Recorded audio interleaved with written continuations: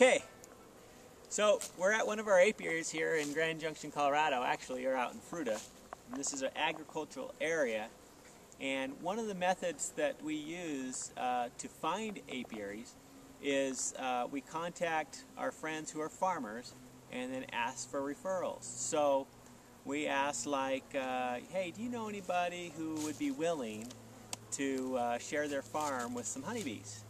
And most people are relatively friendly and will encourage you to put bees on their property. Now, some of the farmers that we deal with, we just work a deal where we obviously share some of our honey crop with the farmer, and they really enjoy that.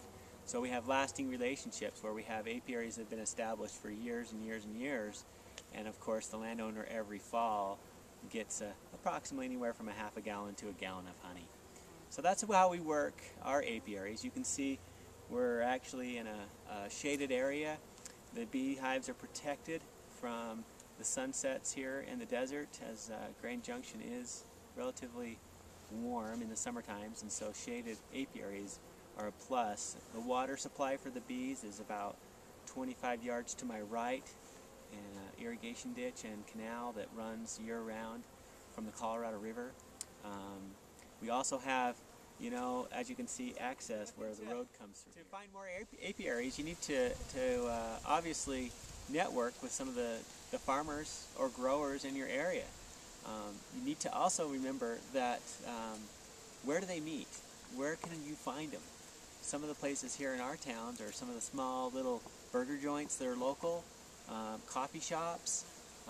We also see them. In addition to finding more apiaries and establishing them, you really need to do a little bit of homework when it comes to knowing what's around you and which direction and about a mile of the hives and what they're going to be growing and what they're going to be spraying. If they're, you know, if they need to control their pests, you need to be in tune to that, because otherwise your beehive might become extinct if it gets sprayed by you know, a farmer that's down the road. So you really have to be in tune and be in touch.